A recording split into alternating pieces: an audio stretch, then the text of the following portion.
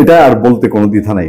Doctor Mohammad ইউনূসের এবার America tour, মানে বলে না যে মানে ক্ষুধা লাগলে পরে সামনে পাইলে হাবাইত্তার মতো খায়, তার সাথে যারা গেছে তারা হাবাইত্তার মতোই চলাফেরা করেছে। কেউ গিয়ে বিলাসবো এই এত লাক্সারিয়াস, তাদের ব্যক্তিগত এই ট্যুরে যে লোকজন গেছে, সখানেক লোক বলা হয় 104 জন, এই 4 জনের কত জনের আমেরিকা এইভাবে গিয়ে লাক্সারিয়াস জীবন কাটানোর সামর্থ্য আছে, ব্যক্তিগত সামর্থ্য। এবং এখন যেটা কাটিয়েছে এটা তাদের যোগ্যতা না, এটা হচ্ছে দখলবাজদের একটা মেন্টালিটি। এরা এই বিলাসবহুল হোটেলে থেকেছে, খেয়েছে, খাবার মেনু সম্পর্কে আমরা এখনো পাই নাই, নিশ্চয়ই পাবো, নিশ্চয়ই জানা যাবে টোটাল কত টাকা হোটেল ভাড়া দিয়েছে, কত টাকা খেয়েছে, কি কি খেয়েছে, কোন রঙের খেয়েছে, এগুলো নিশ্চয়ই জানা যাবে। এরপরে তার মধ্যে কেউ কেউ বিশাল শপিং করেছে, কারো কারো ছবি আইফোন কিনতে আইফোনের শোরুমে, আইফোন 17 প্রো, সেইখানে তাদের ছবি দেখা গেছে, বিশাল বিশাল অ্যাপেলের শোরুমে তাদেরকে দেখা গেছে। আরো আরো কাণ্ড, আমেরিকায় একটা ডিমের দাম বাংলাদেশি টাকায় 62 টাকা না, সেই মানে $1 অর্ধেক 50 সেন্টের মতন, সেই 62 টাকার ডিম মুখে খায় নাই, পিঠে খেয়েছে। প্রধান উপদেষ্টা যে বেইজ্জতি কাণ্ড কারখানাগুলো করেছেন ডক্টর মোহাম্মদ ইউনূস, সেই বেইজ্জতি কাণ্ড কারখানার মধ্যে সবচেয়ে বড় কাণ্ড কারখানার যদি বলি তাহলে হয়েছে তিনি রোহিঙ্গা নিয়ে আবার ওইখানে একটা গ্যালারি দিয়ে এসছেন এবং বাংলাদেশের মানুষকে বোকা বানানোর চেষ্টা করেছেন বিশ্ব নেতৃবৃন্দের সমর্থনের কথা বলে। তিনি নিজে যেই সংগঠন, সেই সংগঠনকে নিয়ে বাংলাদেশের রাষ্ট্রের টাকায় মিটিং করে ফলাও করে বাংলাদেশের পত্রপত্রিকা, তার সেই মিডিয়া উইং এর 5 জন তার সাথে গিয়েছে, সেই 5 জনের নিশ্চয়ই কারিশমা এখানে আছে, বাংলাদেশের পত্রপত্রিকা ছেপেছে বিশ্ব নেতাদের ডক্টর মোহাম্মদ ইউনূসের কাছে, ইউনূসের প্রতি সমর্থন। মাইক্রোস্কোপ দিয়ে খুঁজেও বিশ্বের প্রভাবশালী কোনো নেতা ওই টিমে পাওয়া যায়নি। তারপরে আর কি অর্জন? কোনো অর্জন নাই। নাক কান ডুবিয়েছেন মুসলিম উম্মার সাথে তার সম্পর্কটা, আমাদের দেশের সম্পর্কটা সন্দেহের চোখে ফেলে দিয়েছেন। নেতানিয়াহুর বক্তৃতার সময় সারা পৃথিবীর 77টা দেশ যখন ওয়াকআউট করেছে, তখন তিনি একটা খুব কৌশলী অবস্থান নেন। ওই যে কৌশলী মানুষ, তিনি চেয়ারে ছিলেন না, তিনি ওয়াকআউট করেছেন বা করেননি কোনো কিছুই বোঝা গেল না।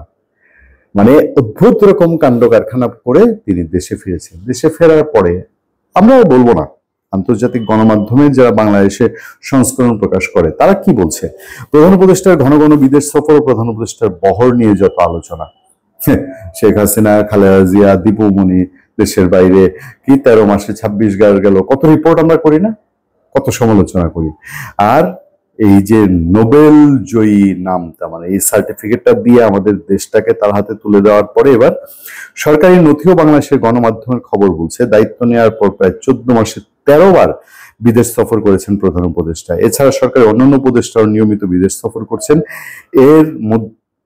এর মধ্যে কোন উপদেষ্টাকে গুরুত্বহীন নানা অনুষ্ঠানে অংশ নিতে দেখা গেছে বলেও সমালোচনা রয়েছে।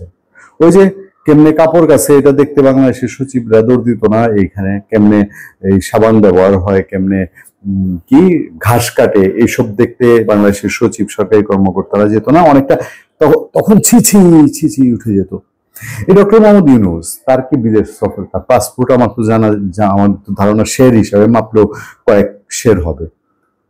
চাই তিনি নিজেই তো ব্যক্তিগতভাবে যেতেন। এই যে 13টা ট্যুর, 13টা তিনি বাংলাদেশের টাকায় গেছেন, বাংলাদেশের টাকায় গিয়ে তিনি ওই ব্রিটিশ ট্যুর, যুক্তরাজ্য ট্যুরের কথা বলে নিজের পুরস্কার নিয়ে আসছেন। এইবার যে একটা পিকনিক বলছে, তো বিএনপির লোকজন, দায়িত্বশীল লোকজন, মেজর হাফিজ বলছে যে উনি পিকনিক করতে গেছেন। জাতিসংঘ অধিবেশনে যোগ দিয়ে যুক্তরাষ্ট্র সফর করে মাত্রই দেশে ফিরলেন বাংলাদেশ অন্তর্বর্তী সরকারের প্রধান উপদেষ্টা ডক্টর মোহাম্মদ ইউনূস। সেই যেই সফরে তার সঙ্গী হয়েছিলেন সরকারের বেশ কয়েকজন উপদেষ্টা, 7 জন সরকারি কর্মকর্তা ও রাজনৈতিক দলের কয়েকজন প্রতিনিধিও। সরকারি নথিতে দেখা গেছে প্রধান উপদেষ্টার সঙ্গে এই সফরে অন্তত 100 জন তালিকাভুক্ত হয়েছিলেন।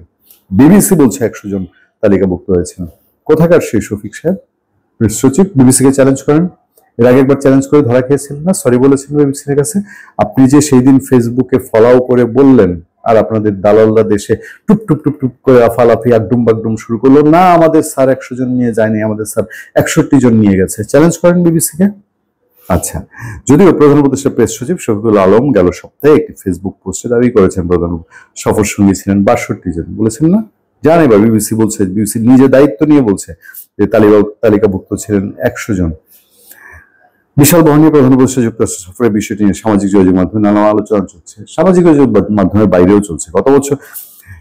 গত মাসের শেষে ট্রান্সপারেন্সি ইন্টারন্যাশনাল প্রশ্ন তুলেছে, সাংঘাতিক বিবৃতি দিয়েছে ট্রান্সপারেন্সি ইন্টারন্যাশনাল। গত বছর ডিসেম্বরে উপদেষ্টা কিংবা সরকারি কর্মকর্তাদের বিদেশ যাত্রা নিয়ে বিশেষ নির্দেশনা জারি করা হলো, তার কিছুই মানা হচ্ছে না বলে দাবি করেছেন বিশ্লেষকরা। কৃষ্ণ করলে লীলা খেলা, আমরা করলে লুচ্চামি।